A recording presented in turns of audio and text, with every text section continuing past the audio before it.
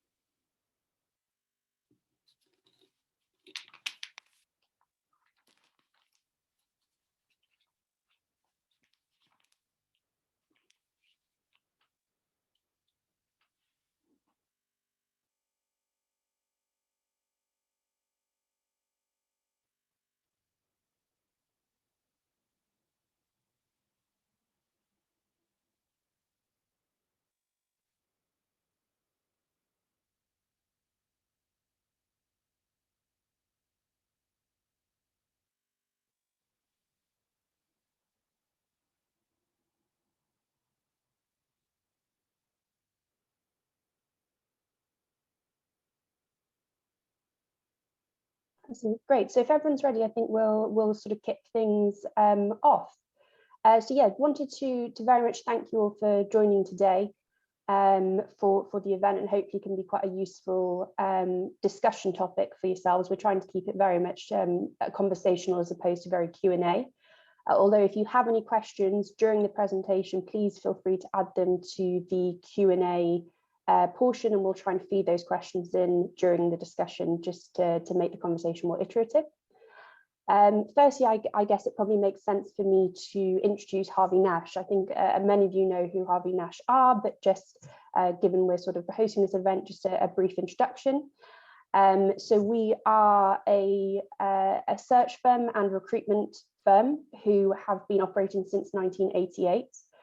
We cover across the globe with nearly 40 offices and 2,500 people. From the private equity perspective, so I lead the practice in the UK, and we partner with private equity firms to cover recruitment and sourcing for both executive talent and more technical level individuals, anywhere from sort of pre-acquisition right the way through to execution of transactions, and that's on an interim, a search, a contract and a permanent basis. So we work broadly across the globe, really requirement on what sort of you need from us. We also have an in-house consultancy that can help with management audit, pre-acquisition, post-acquisition, and then of course helping you find the right individuals to drive the strategy into the business moving forwards. So yes, look, I will pass across to Lisa, who's doing a dual role today in sort of facilitating and as a panelist, just to give you a bit more context around the discussion today and introduce the wider panel. Thank you, Emma. I'm honoured to be here to facilitate this topic, given my experience working as data and digital director for a mid-cap firm and current work for Apollo Global Management and on ESG data for a global mining company. Firstly, thank you everyone for investing your time with us this morning. Why this topic now? The trend of tech intensity has been emerging more prominently over recent years and is coming to fruition. Investors are seeing the returns they're getting in the public markets on technology. Economic conditions have driven more capital into the PE sector, and there's intense competition on deal flow since Q3 and Q4 last year. So there's a lot more interest in tech-specific companies and also businesses that have some sort of enablement with tech and financial sponsors who want to be a part of this. Here's the format to give you an idea what to expect.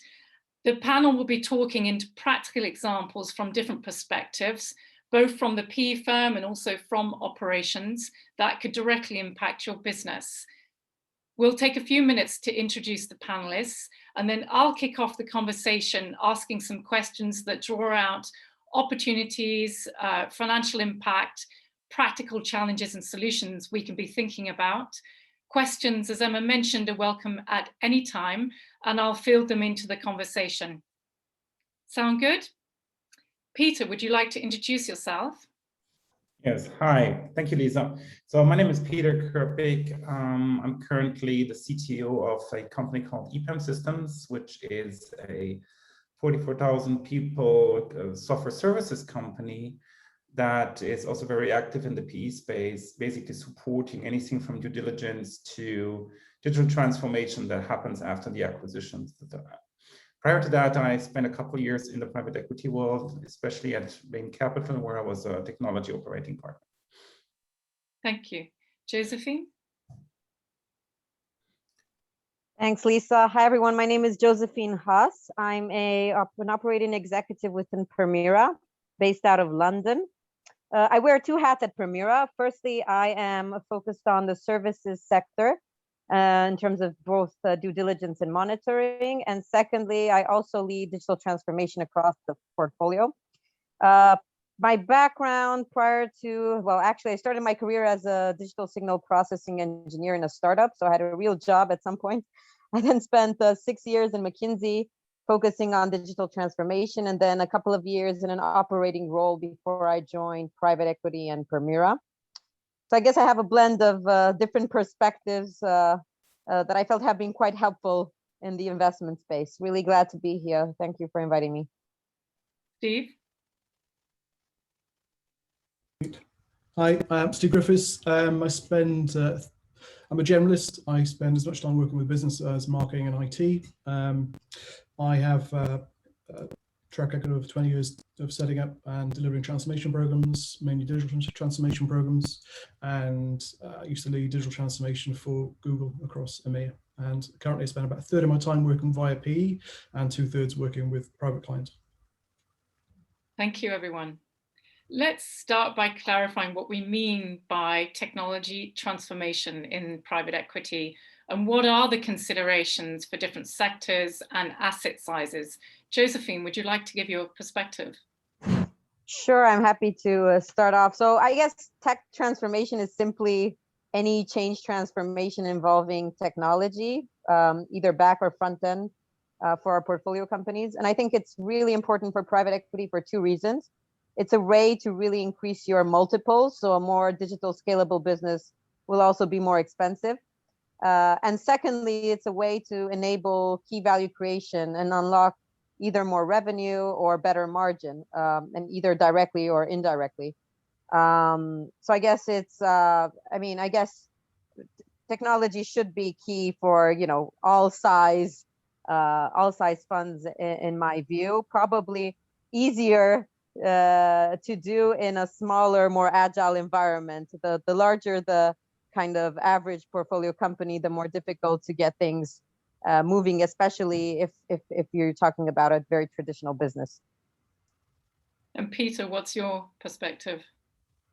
Yeah, I can build on what Josephine just said. I would also agree that there's a degree of appetite to adopt technology as a driving force for business value creation, right? So it's not equal everywhere. Of course, it also depends pretty much on the industry you're looking at and how much you're geared into tech anyway. So I have, for me, I always triaged a bit any kind of portfolio company into major groups.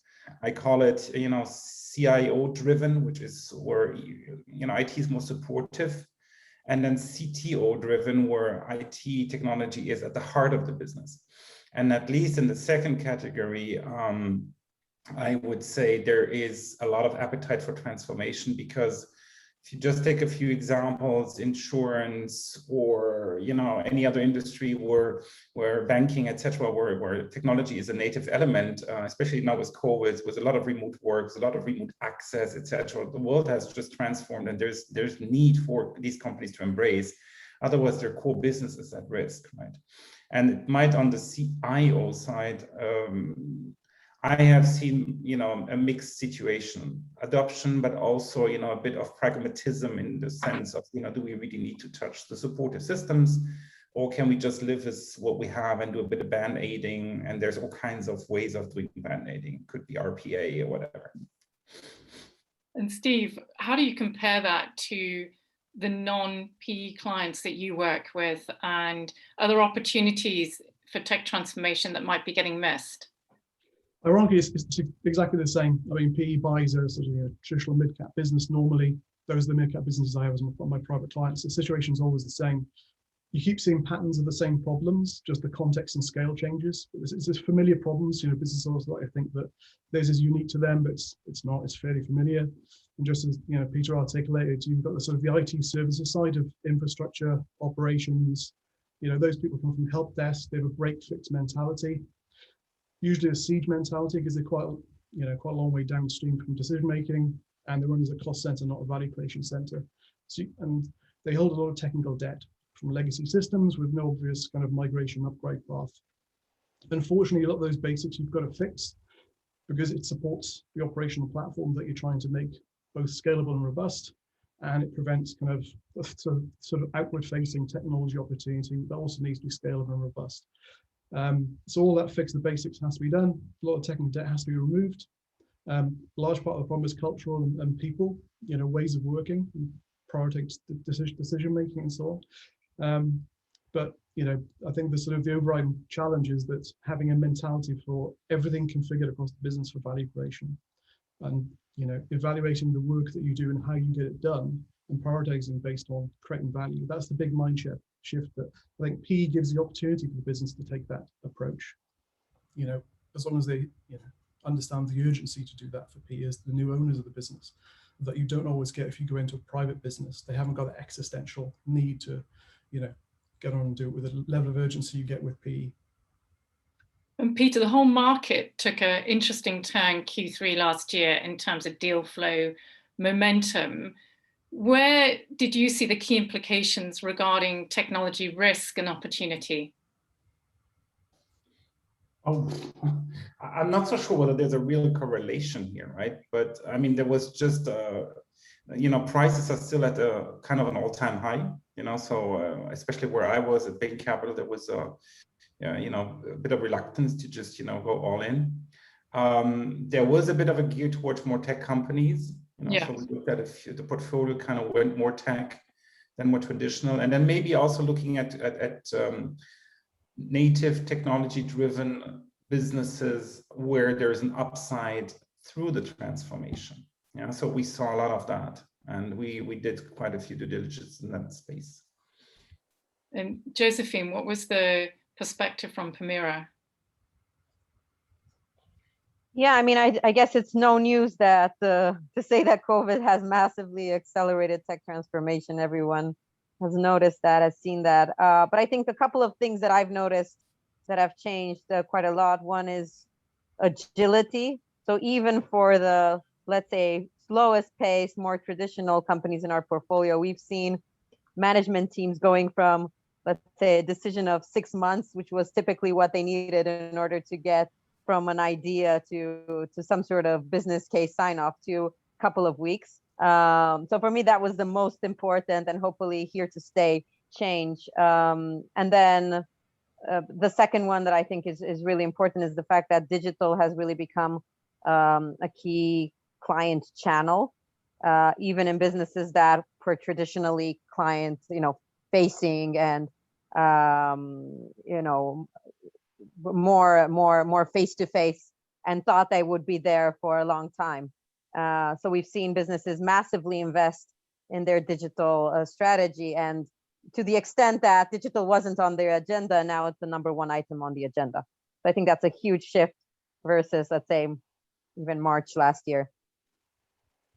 And I saw quite a lot of de-risking in terms of focus because of the sort of seeking out of proprietary investments. Did you see that as well?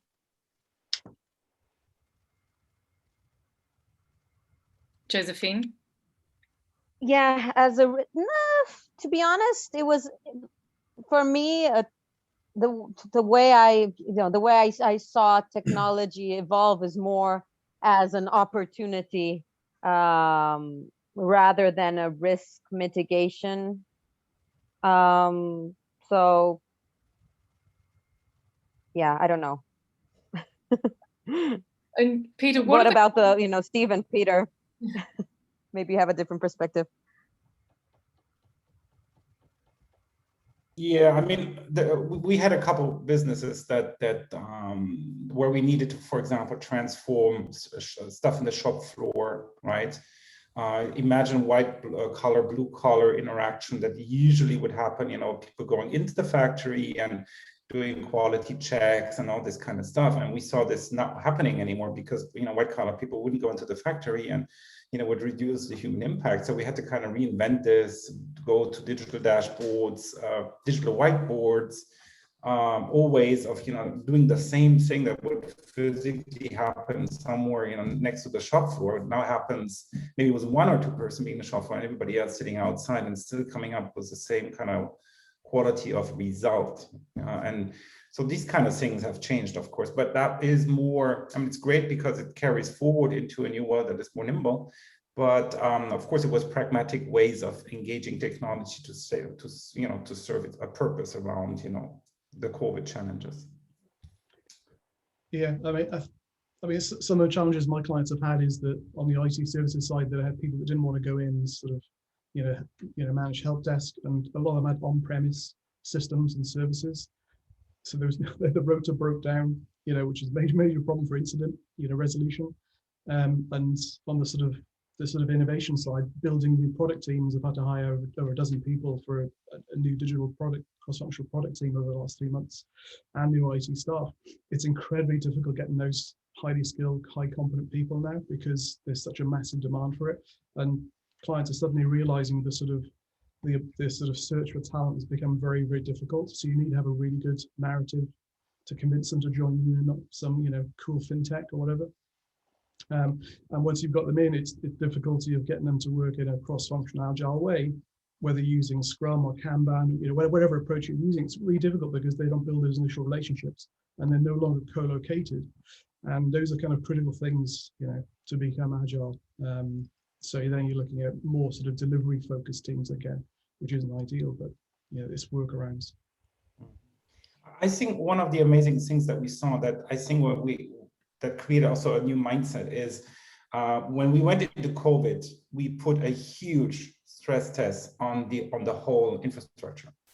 And when we double, triple, quadruple the internet traffic, everybody went on Zoom.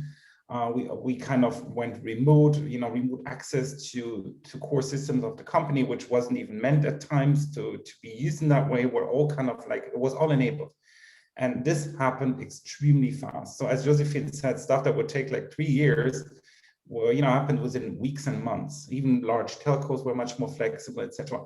And I think this will unleash, because people go like, wow, this is all feasible. It does work. We have a very robust infrastructure out there. So the question is, now with 5G coming, our company is going to embrace this even more. Say, I can take advantage of all of that and just really accelerate. And I think we're seeing some of this momentum, which hasn't really unfolded. We're still in this, like we all went home and worked from home. And now let's see, how far more can this carry us in certain businesses.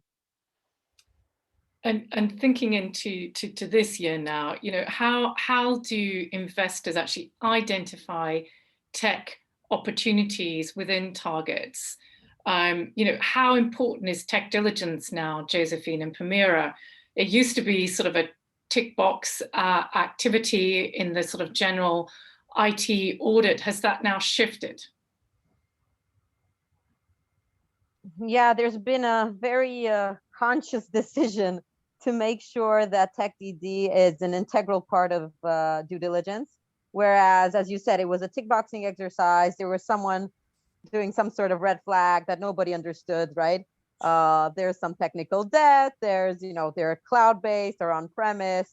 Okay, is that okay? Or is that good for the business? Don't really know. We're going to invest because of the commercials or, other things that we see in the market, not because of technology.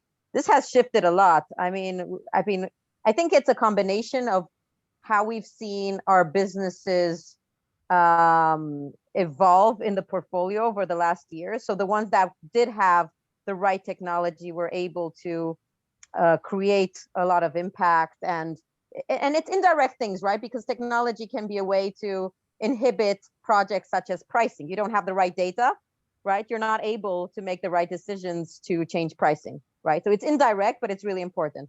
So that's one factor, what we've seen in our portfolio. And the other factor is obviously with COVID, where we've seen that if you don't have the right technology, you're just, you're going to fail. And then of course, that doesn't mean that if you don't have the right technology from the start, we're not going to invest, but it means that we need to identify it from the beginning so that it's really built in the 100-day plan, and you're hiring the right people to make sure this gets, focus from day one versus an afterthought. So yes, definitely it's become more important. I think it's the right thing. And I think also, just to preempt maybe your next question, Lisa, we're also changing our kind of the type of people that we engage within PE. And we're seeing more and more technology people, CIOs coming in either in the operating team or as advisors to really be credible in that diligence and that value creation around technology. Well, that makes a lot of sense, Josephine, because I think it's incredibly difficult to evaluate the details of, software if you've not implemented a NetSuite or an SAP or a modern data management setup. It's difficult to set expectations properly. Peter, with your CTO hat, how has that shifted in the way that Bain has been doing diligence? Yeah, I completely build on what Josephine just said, which is the fact that depth matters. If you end up with a PowerPoint with a bunch of square boxes and edges that tell you about the architecture, at times you haven't really understood what happens really behind the scenes. And you might go into an acquisition where then day 100 into it, you realize, oh my gosh, it's way different than you thought. So, getting people who have seen these systems, who have lived this life, who have gone through failures of implementations and successes, helps to actually get a real, tangible view on what's going on. Because once you're on the other side of the acquisition, and then you realize that you have to, for example, completely revamp, re-platform, or whatever, it completely changes your number game. And a great acquisition turns into a liability. And so I think that appetite, nobody has that anymore. And it puts also complete new pressure on all of these consulting companies that we tend to kind of work with in the private equity space. So how much do they really bring people to the table that have hands-on experience? And I'm with Josephine, like getting CIOs, CTOs, people who have been in the machine room, gone through the mud for some time helps a lot. Yeah. Mm. And are you going deeper into certain areas now? What is topical in diligence today? Cloud migration, for example. I mean, how real is, everybody says cloud migration, but we all know this famous curve from lift to shift to re-engineer to completely rewrite to, all these steps. And that's not an easy call by no means. You go in and looks easy at the surface, and then Microsoft or AWS comes to the table and goes like, yeah, we'll just do it.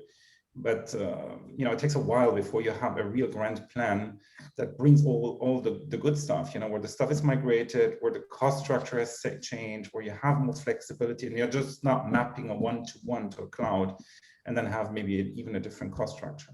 Yeah.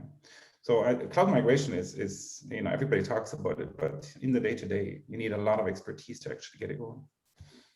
I mean, my current client is every single business system is on-premise. All the web services are on-premise. The whole sort of business.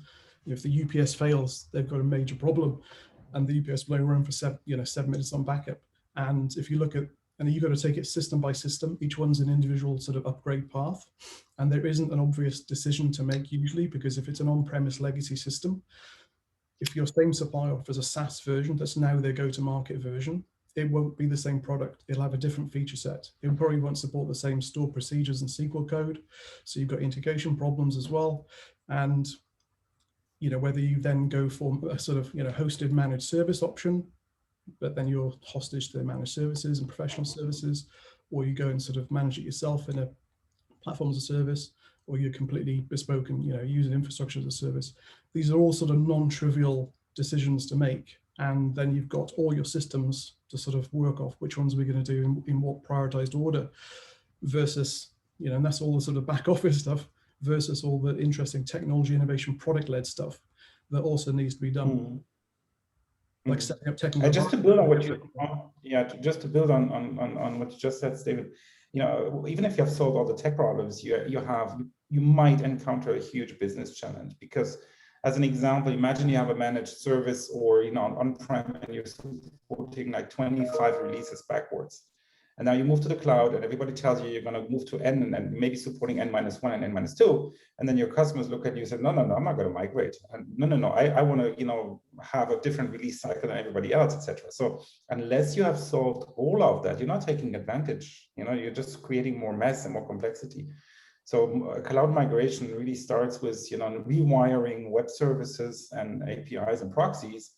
And on the other hand, it might really completely change how you sell the product to the customer and convince the customer to embrace. And unless the customer sees real advantages, why should he move? From his end, it looks the same. Yeah. So you have to really, it's a comprehensive exercise, and yeah, not just tech.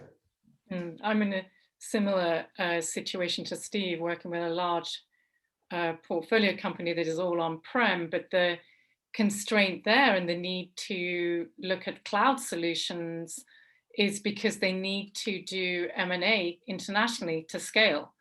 And so they can't integrate with other companies very easily. So we're looking at this very much from a hybrid solution perspective. So a related issue, which is the sort of the makeup of the competencies and capabilities within the IT area. Also, when you migrate to the cloud, change, because you don't have the same needs anymore, and you need new skill sets. The cloud has different set of tools. You have different way of working. You're trying to bring in DevOps. You're trying to get engineers to own what they run as well. And so, there's a massive upskilling required that has to run in parallel with these decisions. Mm. And you mentioned the large tech partners such as Microsoft, GPC, AWS, and so forth. How are they now supporting PE companies? Josephine, do you have experience working with them? And what's your perspective and experience? What's your advice? Yes, so in my experience, all the large software companies are now focusing on PE. So they all have or developing a PE team, a PE channel to tailor, their solutions to our needs. So that so we have about 50 companies in our portfolio, right? So even the smallest company in our portfolio could take advantage of the full scale of the 50 companies across the Permira portfolio, right? So that's really interesting for them because one, they have exposure to many companies through a single channel. Two, I think someone mentioned previously, there's this kind of burning platform when it comes to PE. There's a lot of push for value creation, maybe more than a non-PE owned company. And then for us, it's extremely advantageous because we get to, offer our new portfolio companies something that they wouldn't have if they weren't part of the Permira family. So I've seen definitely Salesforce has that, AWS has that, NetSuite are starting to have that. At least those are the discussions that I've been having. I don't know about you, Peter and Stephen, have you been part of any of those discussions through that channel? Yeah, I would say there's a variety, a level of quality of what these companies do to actually support private equity. I mean, everybody talks about it, everybody has a practice and a person you can talk to, and that's all great. But I've seen, for example, the hyperscalers are much more aware of private equity needs, I would say, in terms of, for example, data analytics, fast return on invest in terms of, when you deploy any kind of cloud technology, etc. Whilst I've seen some of the more traditional vendors, they just, they want to be aware of what's going on, but they do not come with offers that are, kind of tailored to the private equity needs. For example, if you buy a company and ERP consolidation, I haven't seen any vendor coming up and say, we have a deliberate program to consolidate. Maybe we'll have one system or two, and then there's 10, which are all kinds of systems, and we'll help you consolidate. They'll strike deals with you, but they're not really actively in that. And then what often happens, you just stay with what you have, or you do a bit of band-aiding, or you do some, data lake for data analytics, etc. But I would love to see those vendors, and I think there is just good pressure to this is going to happen, to actually develop a more, real dedicated PE focused way of helping on the value creation. Mm-hmm. And what about Josephine, cost savings? Because I think you and I had a discussion during COVID where some of these large players were actually proactively helping take cost out of the portfolio companies. Yeah, so we invest mostly in we invest in growing companies, so it's very rarely about cost out, but more about doing more with the same. So indeed, a lot of these software giants have reached out to us to suggest how they could partner with us to help us during COVID, and how do they help us cope with the additional demand. But I agree with Peter that although they do have a dedicated team and a practice that takes care of PE, actually they rarely tailor their services to PE, really.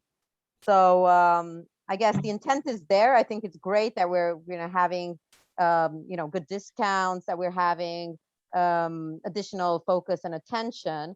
But unless they have a team that can be, I don't know, in an advisory role, not just selling software, I think the amount of support they can give us is quite limited. I mean, if you think about Google's culture, it's just not set up to customize anything. It's a machine to scale, and so it's attracted to companies that already have scale and can scale some more. And so I think the services they provide for PE probably fairly light touch and probably don't need really. But the infrastructure and tool sets they have are extremely valuable. But they're just another vendor. I think you should just evaluate neutrally like everyone else. I have a friend who works in the GCP CTO office, but they just support the world's 50 largest businesses. Yeah, that's what they're looking for. So I think I don't know about AWS and Azure, but I presume they're the same. Yeah, I can say working with AWS and Microsoft and GCP, especially the two first ones, they have developed a pretty substantial consulting arm. Meanwhile, that that looks at various ways of applying cloud, especially on the data side of the house, anywhere from extracting data, analytics, all the way to machine learning, etc. And it's really tangible. I mean, they'll come in, they'll do an assessment, and they'll show you how to kick it off.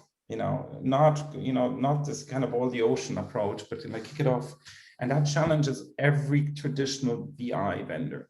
And I would say, I mean, Josephine, correct me if I'm wrong, but what PE wants, they want transparency and insight. They want to go in, and you have 15 ERPs from Brazil to UK to New Zealand. Give me data transparency. How is sales efficiency? How's the cash flow? And all this good stuff. And that's where, with not so much effort, you can put this together. So a combination between one of the hyperscalers, the consulting, and then some software services company, a consulting company, like where I'm now, they can help you to get this up in a short time frame. And then you have a quick win. And then from there, you can drive into various areas of deploying more of that. Let's pick up on the point that Steve spoke into a little bit earlier about talent, but I'm going to start with yourself, Emma, from your perspective. What are the key challenges faced by private equity companies today, and how should they be thinking about solutions? We've had an interesting question from attendees around, going after talent. How do you get the right dev team? What kind of options do you do? We'll get more into the dev team question afterwards, but let's start, Emma, by talking about what are the key themes and what are the challenges and opportunities right now for talent? Yeah, I think from what we're seeing, it's obviously there's a lack of what is necessary in the kind of an area that everyone really needs it. So I think it's about creativity in order to access the talent you need, and probably not just creativity, but flexibility and actually looking at different formats in order to get the achievement that you want to get to. So, I mean, there's been a notable shift the last couple of years, specifically when we're looking at heavy transformation projects with prioritizing maybe interim executives initially to, complete the heavy transformation element in a business before, or sort of whilst looking for a permanent person to manage that growth moving forwards once the heavy lifting on the transformation piece has been done. I think it's been a shift in the mindset that, the individual that you want to bring in, let's say at CTO level, who can do all of the transformation piece isn't necessarily the person you need in that business longer term or to take that to the exit. So, I think that's something that's been coming forward, but I think we've maybe even developed beyond that, particularly the last year. And sort of Steve, I know that we've worked together on something like this, but really looking into the management and doing a sort of a proper management audit, because the individual that you have in place at the moment might not need to be changed. And actually, there might be much more creative ways you can get to the solution you need to get to, whether that is someone to work with them on an advisory capacity, maybe a day a week or 2 days a week, allowing that person to, ultimately upskill into the role that they can actually complete, as opposed to, a really expensive, heavy change of talent when it might not even be necessary. Thank you, Emma. In terms of, once you've just got the investment through, how does the deal team understand if they've actually got the right team in place? Because an assessment is one thing, and then there's the actual work or measures of output from technology. How should the investment team be looking at the technology team and evaluating them? Josephine? Yeah, I guess traditionally P would focus on a couple of roles: the CEO, the CFO, and mostly the COO, and maybe bring in a kind of chief transformation officer, which would be like the PMO head, to help create transparency and lead the value creation plan. But I think, more and more we are getting involved to indeed identify what is the gap, the capability gap in technology. And I really like how Peter referred to the two archetypes, CIO-led and CTO-led. So I'm seeing companies being, at least in our portfolio, we are, helping them move from CIO-led to CTO-led. And that's a difficult move because it's a bit of a chicken and the egg problem. If you don't have the right kind of technology or digital person to lead the search or to know what they're looking for, you can't find the, good talent to start with. So it's really important to find that one, at least the first person in the team who's really a leader in that space, and that person to then recruit the rest of the team.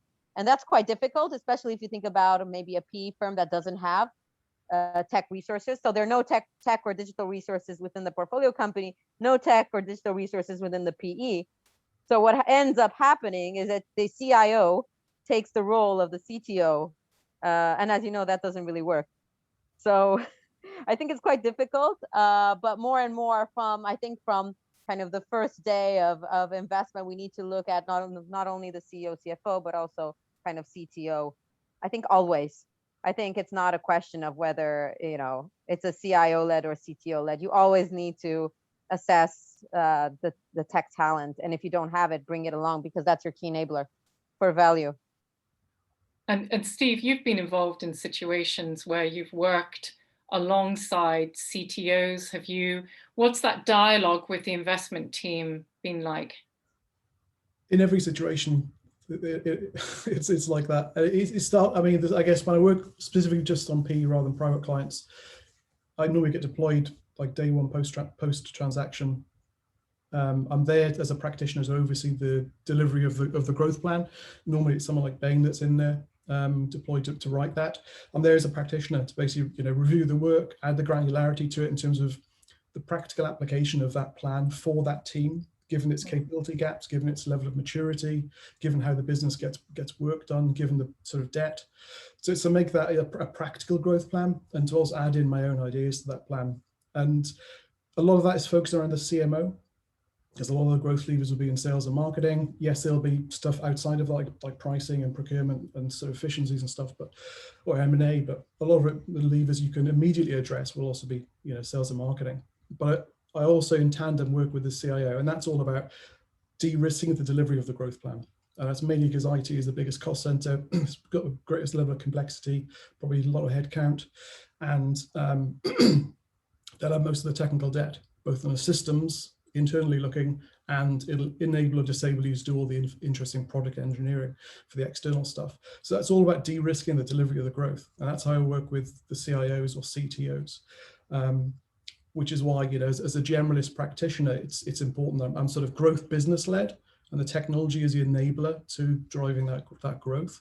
And my second part of my job is de-risking the delivery. And sometimes there's no PMO, so you've got to spin that up, ready for sort of day one after the growth plan. You've got to start activating the pilots and spinning up the projects, and you need that kind of PMO support. Thank you. That's the kind of traditional, typical project. And Emma, in terms of getting the right talent, chasing the right talent, if you are trying to recruit into smaller size dev teams, what are the options that you're seeing playing out today? Are there more remote setups? Is outsourcing being used? What's your experience there? Yeah, I think the most accessible way to do it really is having a blended approach. Clearly, remote working is obviously shifted, and I think actually that was probably one of the biggest barriers to hiring in that very, very hard to hire element pre-COVID, because there is a talent exodus really into the city. They want to be based somewhere that's sort of everywhere. They're generally quite a young team of individuals. So I think the fact that we can shift that now to remote working, and even if your team is based in sort of a tiny village in the middle of the Cotswolds, it doesn't necessarily mean that the team that's working on your development needs to be based there, which helps a lot.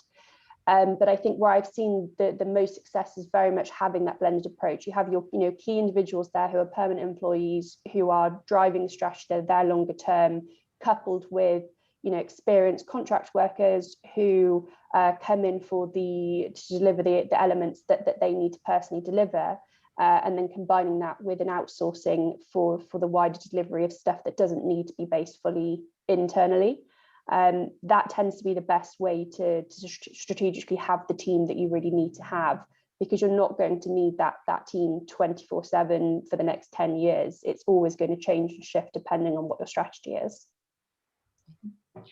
Thank you. And Peter, do you have advice for CTOs or CIOs who haven't yet worked in private equity, but want to make themselves more attractive for hiring into the sector? How do you get your foot in the door? And I think it's also a good question for Steve as well. Yeah, I would say expect to be very hands-on. Because if you come from a very large environment where you have layers and layers of people before you see the grease, I would say most of the private equities, especially mid-sized companies, if it's not tens of billions, anywhere between 300 million and $1 billion rev, it's very hands-on. You got to be hands-on, and there's an expectation from the private equity to be hands-on. Yeah, you cannot abstract yourselves. You need to be in the first row.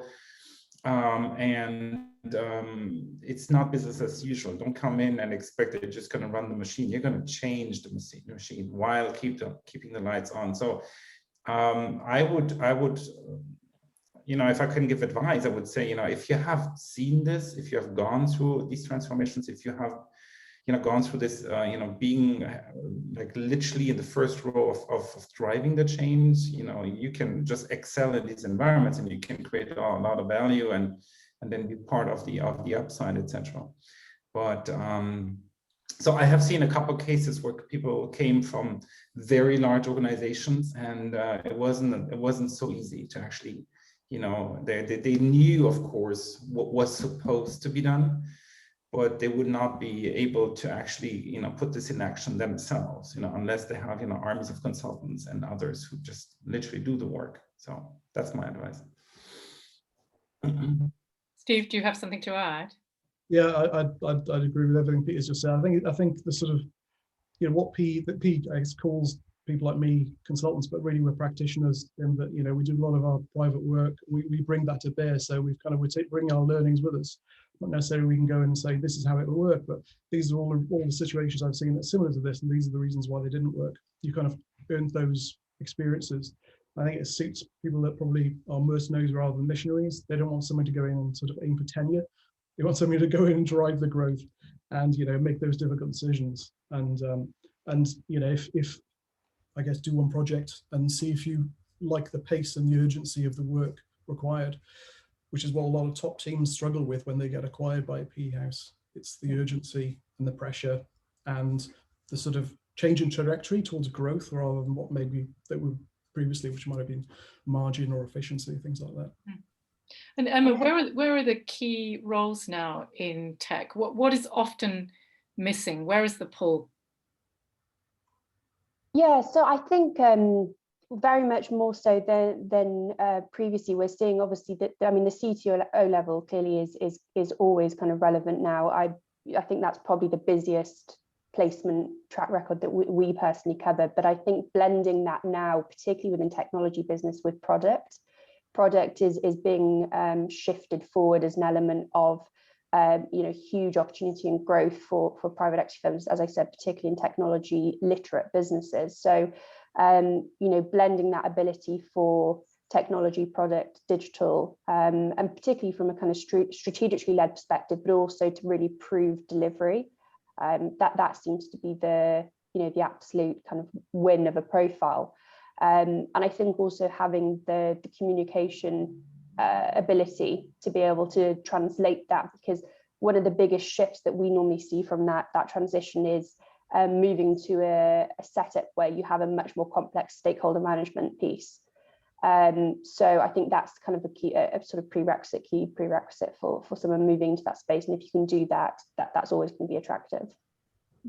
I've seen some skills missing in lower down in the organization in architecture very often, which is preventing the businesses from organizing to scale, and then also in data analytics. Josephine, where do you see gaps? Yeah, I mean, just to add to what Steve and Peter were mentioning earlier on the attractive CTO profile, I think it's really important that the CTO is able to communicate what the business outcomes are of what he's driving or she's driving, because often it's a person is just kind of too technical, and we're not able to understand what that means for the business. And as you know, for us, it's very important that everything we do, it kind of translates into some sort of impact.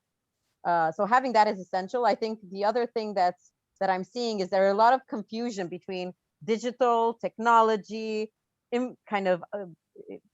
infrastructure, data and analytics, and you ideally want someone who can do everything. And the reality is you won't have someone who can do everything, and you should hire people who are really good in their kind of own field.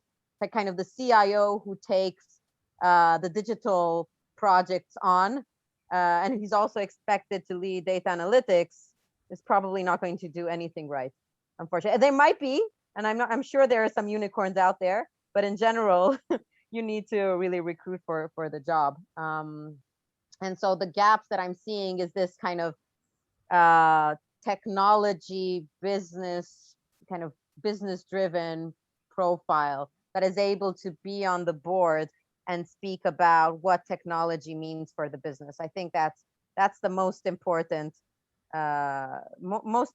asset to have. That's a good segue into the boards.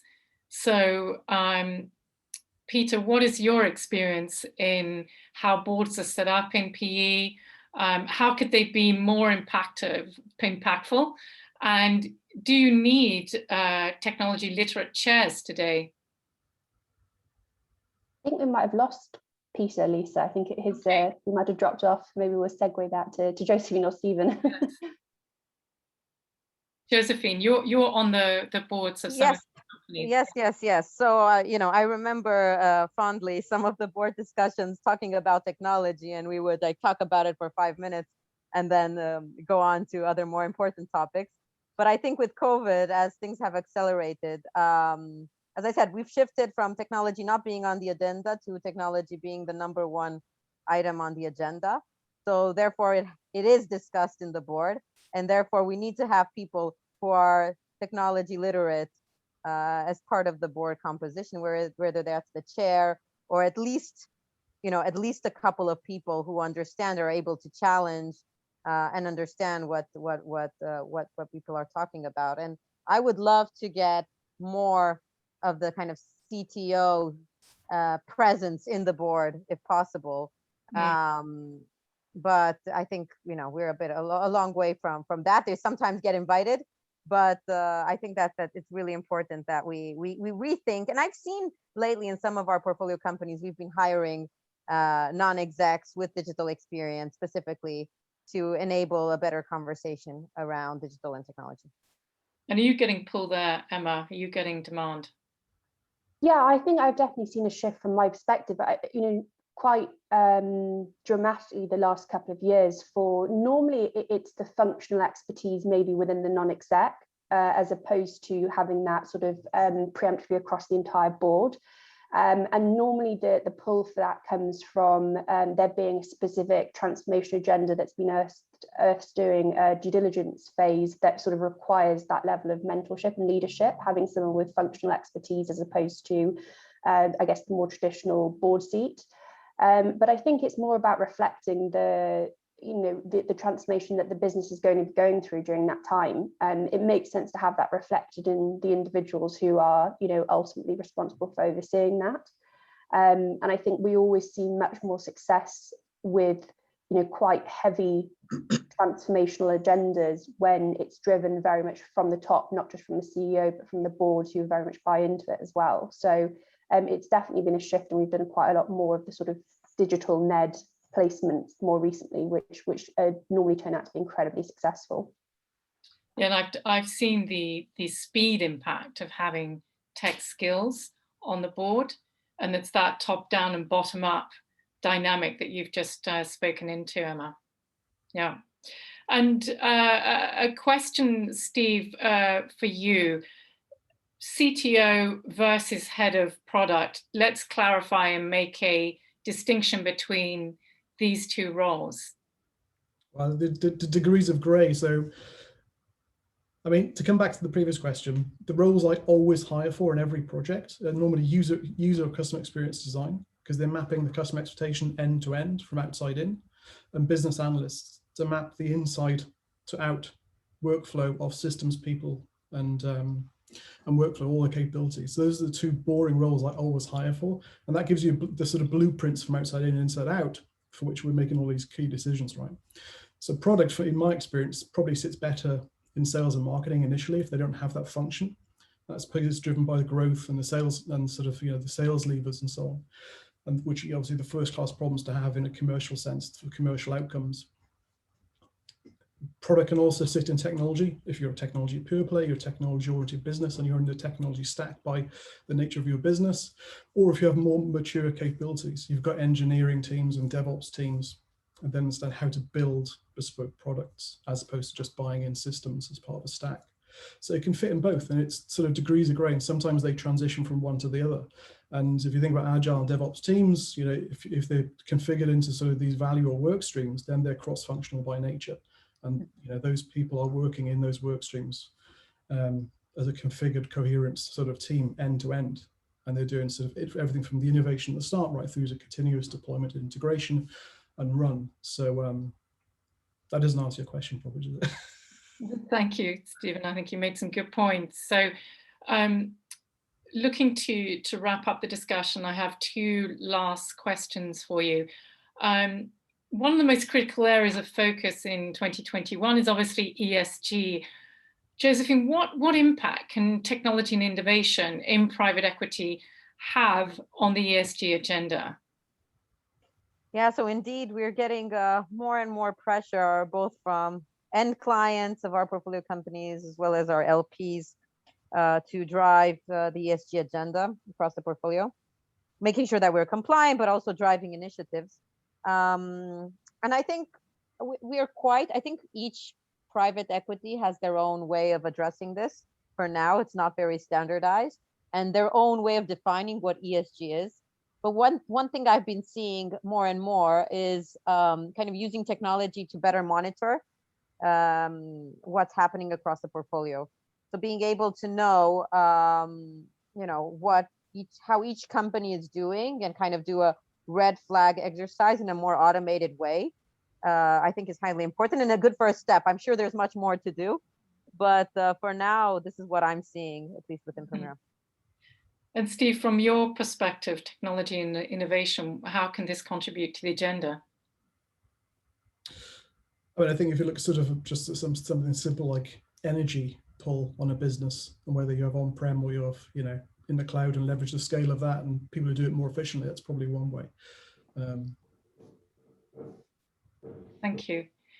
And to wrap up this morning, what is one piece of practical advice that you would give to an investor in regards to thinking about their investment thesis and the technology enablement of it?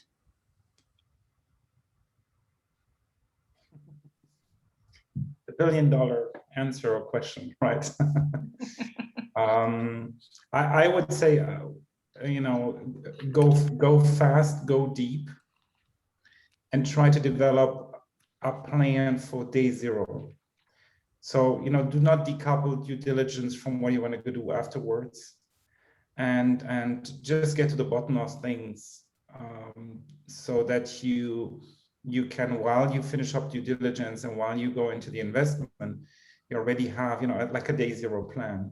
And you're not mingling around for a year and a half before you have the CTO on board and before you then eventually kind of unfold, a tech strategy that supports the business. Just accelerating the whole thing, which needs depth and quality of expertise. Thank you, Peter. Josephine?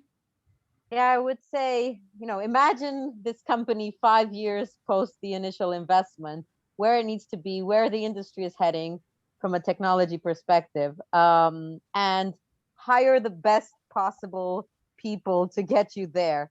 I think, the same way you're trying to hire the best possible CEO to lead your business, you need to hire the best possible, either it's a CPO, CTO, CIO, but someone who's leading the kind of technology side of the business. I think that's really important. I mean, we can, as a portfolio team, right, we can do anything we want to do. We can try to help our portfolio companies, but if there's one thing that really moves the needle, is to have the right people in the business.